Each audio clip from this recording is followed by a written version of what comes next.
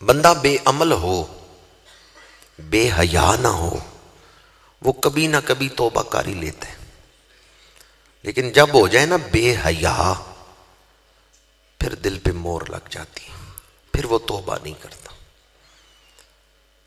جب تک بندے میں حیا موجود ہو، بے شک بندہ بد عمل ہو، بے عمل ہو، لیکن بے حیا نہ ہو، وہ کبھی نہ کبھی حیا آئی جائے گی، توبہ کاری لے گا۔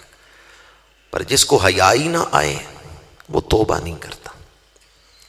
حکیم عبدالحی صاحب یہ بات سنایا کرتے تھے، سیالکوٹ سے ان کا تعلق تھا، اللہ ان کی قبر پہ رحمتوں کا نزول فرمائے۔ کسی گھر میں ایک چور داخل ہوا، چوری میں مصروف تھا، برتن ٹکرانے کی آواز آئی، گھر والے اٹھ بیٹھے، شور مچ گیا، کون ہو؟ لائٹیں آن کرنے لگے۔ چور نے سوچا بھئی مال کو تو چھوڑو، اپنی جان بچاؤ۔ وہ بھاگا، گھر میں سے دو جوان بھائی وہ بھی اس چور کو پکڑنے کے لیے اس کے پیچھے بھاگے۔ چور گلی میں آیا، سامنے مسجد تھی، دیواریں زیادہ اونچی نہیں تھیں جس طرح کہ پہلے دیہاتوں میں مسجدیں ہوتی تھی۔ چور نے چھلانگ لگائی، مسجد کی دیوار کے اوپر چھلانگ لگائی، مسجد کے اندر۔ جو ہی وہ مسجد کے اندر گیا، قبلہ رخ ہو کے ہاتھ باندھ کے کھڑا ہو گیا کہ جیسے نماز پڑھ رہے، حالانکہ نہ وضو تھا نہ نیت کی ہے، صرف نمازیوں کی نقل بنا کے نا ہاتھ باندھ کے قبلہ شریف کی طرف منہ کر کے کھڑا ہو گیا۔ وہ گھر میں سے دو بھائی نکلے تھے اس کو پکڑنے کے لیے، دوڑے تھے پیچھے۔ جب وہ گلی میں پہنچے، چور نظر ہی نہیں آیا۔ دائیں دیکھا بائیں دیکھا، چور کدھر گیا ہے؟ چھوٹے نے کہا مسجد میں گیا ہوگا، یہاں دیکھتے ہیں۔ دونوں بھائی مسجد میں آئے، کیا دیکھا؟ ایک بندہ نماز پڑھ رہے۔ چھوٹے بھائی نے کہا یہی چور ہے، پکڑتے ہیں اس کو۔ وہ آگے بڑھا، بڑے نے ہاتھ پکڑ لیا، روکا۔ اس نے کہا ٹھہر جاؤ، یہ کوئی تہجد گزار ہے، رات کے وقت اللہ کی عبادت کر رہا ہے، تم اس کو کیوں بدنام کرنا چاہتے ہو؟ یہ کوئی عبادت گزار ہے، نہ اس کو پریشان کرو، چلو باہر چلتے ہیں، اپنا چور ڈھونڈتے ہیں گلی میں چل کے۔ وہ دونوں پھر باہر نکل گئے۔ چور یہ ساری بات سن رہا تھا۔ جب وہ دونوں بھائی مسجد سے باہر نکلے، چور کو حیا آ گئی۔ بے عمل تھا، بے حیا نہیں تھا، اس کو حیا آ گئی۔ روتے ہوئے کہنے لگا کوئی جھوٹ موٹ بھی تیرے سامنے کھڑا ہو تو اس کو بھی بچا لیتا ہے، تو کتنا کریم ہے۔ کوئی جھوٹ موٹ بھی تیرے سامنے کھڑا ہو تو اس کو بھی بچا لیتے۔ روتے ہوئے سر سجدے میں رکھا، میں کیا کرتا رہا، تو نے میرے ساتھ کیا کیا؟ میں تیرے حکم توڑتا رہا، میں گناہ کرتا رہا، آج تو چاہتا تو ان کے ہاتھوں سے مجھے مار پڑ سکتی تھی، پر تو کتنا کریم ہے۔ میں تو جھوٹ موٹ ہی تیرے سامنے کھڑا ہوا تھا، پر تو نے میری عزت بچا لی ہے، تو کتنا کریم ہے۔ ایک گناہ میرا ماں پیو ویکھے تے منو دیوے دیس نکالا، لکھ گناہ میرا مالک ویکھے تے پردے پاون والا۔ جتنے کانوں تک میری آواز پہنچ رہی ہے، کوئی ایک شخص بھی دعویٰ کر سکتا ہے کہ جس طرح نماز پڑھنے کا شریعت نے حکم دیا ہے ہم اس طرح پڑھتے ہیں؟ وہ خشوع، وہ خضوع، وہ للہیت ہماری نمازوں کے اندر ہے، وہ اخلاص ہماری نمازوں کے اندر ہے۔ میں تو نہیں یہ دعویٰ کر سکتا، آپ میں سے کوئی کر سکتا ہے؟ وہ کتنا کریم ہے، ہم جھوٹوں کو بھی عزت عطا کر رہا ہے۔ ہم ناقص، ہماری عبادت ناقص، کھڑے نماز میں ہوتے ہیں، دھیان کسی طرف ہوتا ہے، پر پھر بھی یہ بے توجہی والی نماز بھی پڑھ کے جب نکلتے ہیں دل کو سکون حاصل ہو جاتا ہے۔ وہ کتنا کریم ہے، ہم جھوٹوں کو بھی نواز رہا ہے۔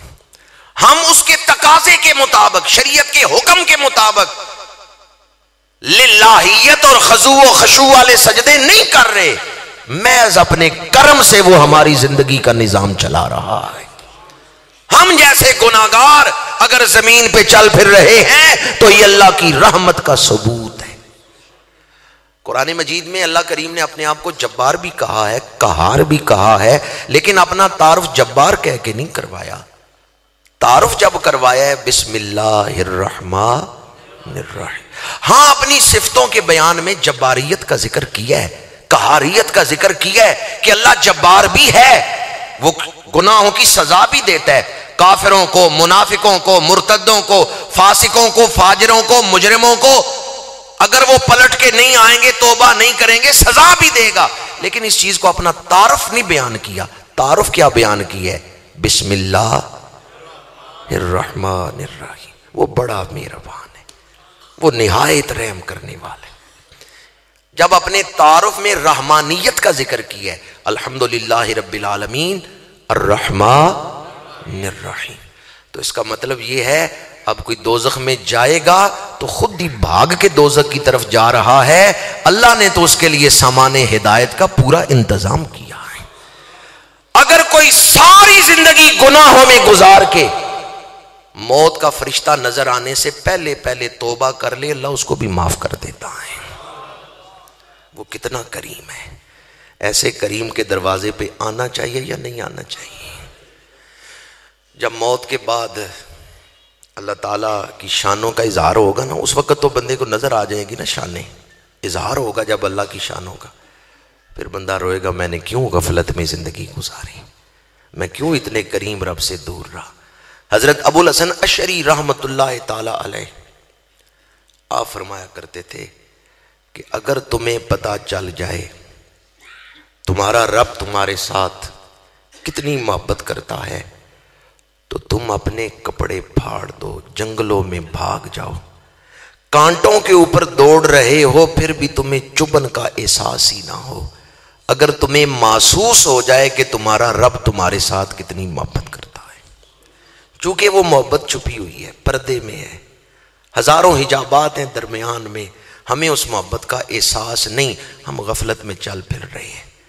اگر اللہ تعالیٰ کہ اس محبت کا ہمیں پتہ چل جائے کہ رب ہمارے ساتھ کتنی محبت کرتا ہے، حضرت ابو الحسن اشعری فرماتے تھے تم کپڑے پھاڑ دو، جنگلوں میں نکل جاؤ، اور کانٹوں کے اوپر بھی دوڑ رہے ہو، تمہیں کوئی اذیت نہ ہو، کوئی تکلیف نہ ہو۔ اور یہی حضرت ابو الحسن اشعری فرماتے تھے بس ایک سوال کا جواب تیار کر لو، قیامت کے دن خیر ہی خیر ہے۔ لوگوں نے پوچھا کس سوال کا جواب؟ آپ نے فرمایا قیامت کے دن اللہ فرمائے گا میں تو تم سے محبت کرتا تھا، تم کس کی محبت میں زندگی گزار کے آئے ہو؟ وہ مال و دولت جو فانی تھا، وہ منصب اور عزتیں جو جھوٹی تھی، تم اس کے لیے زندگی ضائع کر کے آ گئے۔ میں تو تم سے محبت کرتا تھا، تم کس کی محبت میں زندگی برباد کر کے آئے؟ ہر وہ چیز جو اللہ کے قریب کرے وہ محبت اللہ ہی کی محبت ہے۔ مسجد کی محبت، قرآن کی محبت، ولیوں کی محبت، نبیوں کی محبت، یہ اللہ ہی کی محبت ہے۔ جس کو یہ چیزیں حاصل ہیں وہ بڑا خوش نصیب ہے۔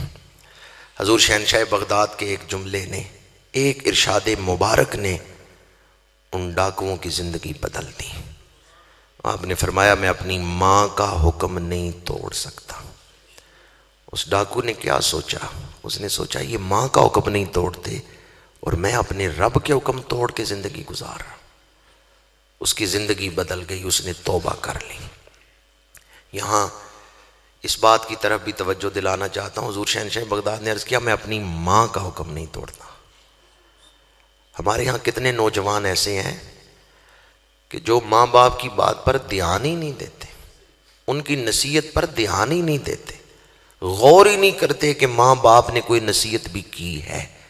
بلکہ بعض جگہوں پہ تو میں نے سنا ہے بیٹا باپ کو کہہ رہا ہوتا ہے ابا جی تھوڑا زمانہ اور سی، یعنی اب تقاضے بدل گئے ہیں، آپ ہمیں نصیحت نہ کریں، ہم آپ سے زیادہ سمجھدار ہیں، ہم آپ سے زیادہ عقل مند ہیں۔ اولاد ماں باپ کی نصیحت سننے کو تیار ہی نہیں۔ جدید میڈیا نے، موبائل کے اندر جو انٹرنیٹ آ گیا، اس نے ہمیں اتنا مصروف کر دیا ہے، یہ تو ہم بھول ہی گئے ہیں کہ دنیا میں آئے کیوں تھے۔ زندگی کا مقصد تو ہم بھول ہی گئے، کھو گئے اس دنیا میں، اس دنیا کے ہی ہو کے رہ گئے۔ جدید الیکٹرانک میڈیا نے ہمیں اتنا مصروف کر دیا ہے، ہم اپنی پیدائش کا مقصد ہی بھول گئے ہیں، اس دنیا کے ہی ہو کے رہ گئے ہیں، اس کو ہی سب کچھ سمجھ بیٹھے ہیں کہ یہ جہان ہی سب کچھ ہے۔